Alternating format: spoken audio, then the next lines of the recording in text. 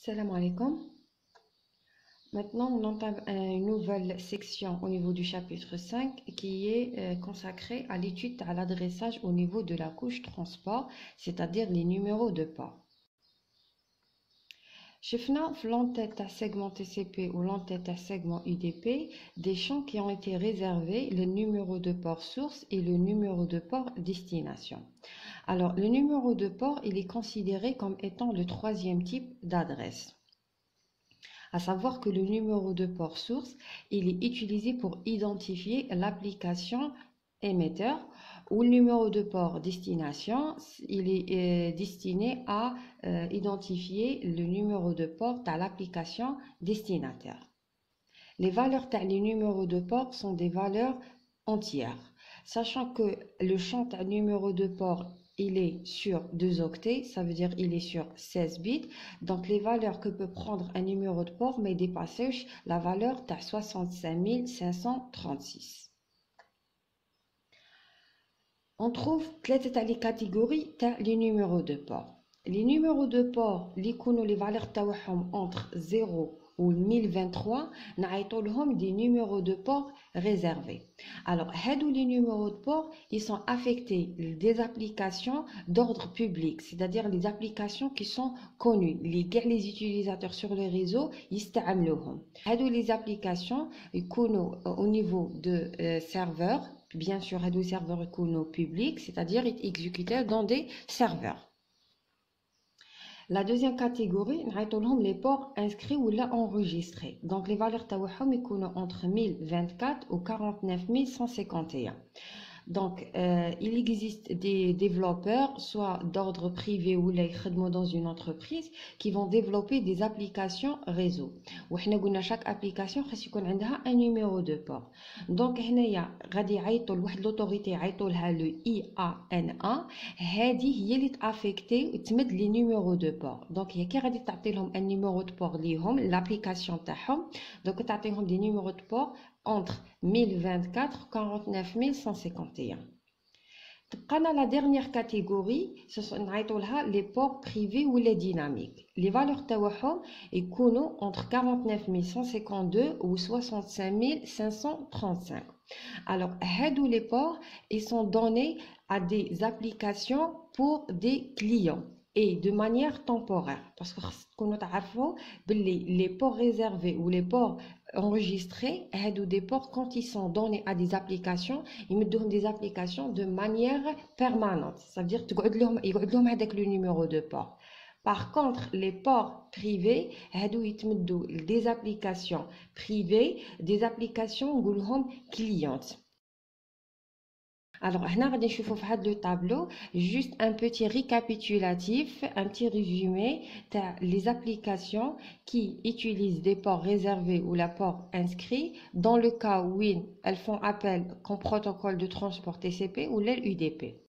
On trouve comme application qui utilise des ports réservés ou le protocole de transport TCP, par exemple l'application FTP. L'application FTP, c'est le téléchargement des fichiers. Donc, il y a le numéro de port 21.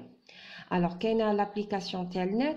C'est une application qui permet à une machine de communiquer avec un serveur via un terminal, donc un éditeur de commande. Donc, il y a le numéro de port 32.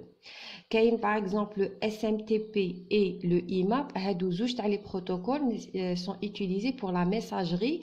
Donc, ils toujours numéro de port 25 ou numéro de port 143 respectivement.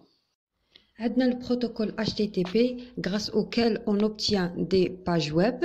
Donc, toujours, il utilise le numéro de port 80. Le protocole HTTPS, c'est le même principe que le protocole HTTP, mais il est sécurisé. Donc, lui, il utilise le numéro de port 443. Dans la catégorie des protocoles de la couche application qui utilisent le protocole UDP, qui est le protocole DHCP grâce auquel la machine obtient une adresse IP de manière automatique. Donc, lui, il utilise toujours le numéro de port 67. Qui est le protocole TFTP qui est le même principe que le FTP, sauf qu'il est simplifié. Donc, lui, il utilise toujours le numéro de port 69. par exemple dans la catégorie les ports inscrits, qu'est l'application MSN Messenger qui utilise le numéro de port 1863. Ou la dernière catégorie, par exemple le protocole RTP qui est un protocole qui transporte les données de temps réel, par exemple le flux audio et vidéo. Donc, elle est comme numéro de port toujours 5004.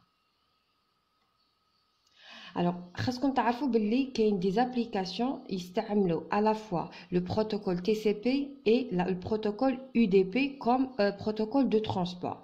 Maintenant, le choix هذا يندار selon les circonstances. Mais دايما يستعملوا le même numéro de port. كما par exemple le service DNS. Alors, هذا le service DNS, les bits on obtient l'adresse IP à travers ce qu'on appelle un nom du domaine. Donc, head de service, des fois, il s'amène le protocole TCP ou des fois, il s'amène le protocole UDP, selon les circonstances. Et comme numéro de port, il s'amène le numéro de port 53. La question maintenant, هادو les numéros de port اللي شفناهم دروك. Est-ce que غادي يكونوا محطوطين au niveau du numéro de port source ولا محطوطين au niveau du numéro de port de destination? Alors, غادي نديروا هاد l'exemple. وين عندنا هنايا une machine عندها un navigateur web و à travers هاد navigateur web راها demander à une page web. La page web qui fait partie d'un site web, le site, le dernier, le site web, il est hébergé dans le serveur. Donc, le serveur, il est public. Donc, il va fournir un service public ou le service il est bien sûr c'est le service HTTP. Donc, le service HTTP, le numéro de port est égal 80. Ou le client, l'application elle est d'ordre privé parce que donc le client va envoyer une demande pour obtenir une page web envoyer à l'intérieur d'un segment TCP parce que il y a le protocole qui va intervenir la page web, c'est le protocole HTTP comme protocole de transport le TCP. Donc à l'intérieur de le segment TCP le numéro de port source qui identifie l'application cliente. L'application cliente, elle est d'ordre privé parce que le client. Donc, le numéro de port il doit appartenir à la troisième catégorie, les ports privés ou les ports dynamiques. Ou le numéro de port de destination, c'est le numéro de port à une application d'ordre public. Donc, le numéro de port il doit appartenir à la première catégorie. Ou le HTTP, le numéro de port est égal à 80. Alors, la même chose si un autre client, il fait appel le service. Alors, comme les numéros de port pour des applications clientes, il est affecté de manière aléatoire par le système d'exploitation de la machine. Donc, si la machine a le système d'exploitation, il y a le numéro de port de l'application cliente. Qu'il y a des situations où un serveur ne peut pas un seul service, il peut faire plusieurs services. Par exemple, l'exemple où le serveur il fournit un service HTTP, ça veut dire qu'il y a un ou plusieurs sites web, ou en même temps il offre le service FTP, c'est-à-dire qu'il y a une base de données où il y a des fichiers. Donc, il y a deux clients distincts. Le client 1 est téléchargé soit de manière descendante ou ascendante un fichier, ou le client 2 va demander une ou plusieurs pages web qui sont hébergées dans le serveur. Donc, les deux clients, ils vont contacter le serveur en utilisant l'adresse IP de le serveur. Mais pour distinguer le service par rapport à le service, donc, le client numéro 2 va utiliser comme numéro de port de destination le 80, il demander le service. Le client 2 va utiliser un numéro de port destination 21 pour demander le service. Alors, un service HTTP par exemple غادي ما نصيبوش غير في un seul serveur نقدروا نصيبوه dans plusieurs serveurs parce que un site ما تلقاوش كاع لي سيت ويب تاع كاع اللي كاينين في le monde entier محطوطين في un seul serveur تلقاهم dans différents serveurs. Donc la question كيفاش غادي نفرقوا بين un service HTTP فين هاد le serveur 1 ou le service HTTP فين هاد le serveur 2 sachant les deux غادي يكون عندهم comme numéro de port 80. على بالنا بلي chaque serveur عنده sa propre adresse IP. غادي نمد لكم هنا titre d'exemple هادو les adresses IP. Donc خاصكم تعرفوا بلي la combinaison entre l'adresse IP ou le numéro de port bien sûr بيناتهم يكون كاين هنايا deux points l'écriture كي نكتبوا نحطوا l'adresse IP deux points numéro de port. هذه elle est unique. ولا هاد لا كومبينيزون نعيطوا لها سوا سوكيت ولا نعيطوا لها انترفاس دو كونيكسيون. دونك هنايا grâce لهاد لا كومبينيزون on arrive à distinguer ولا on arrive à ce que chaque service soit unique par rapport à l'autre.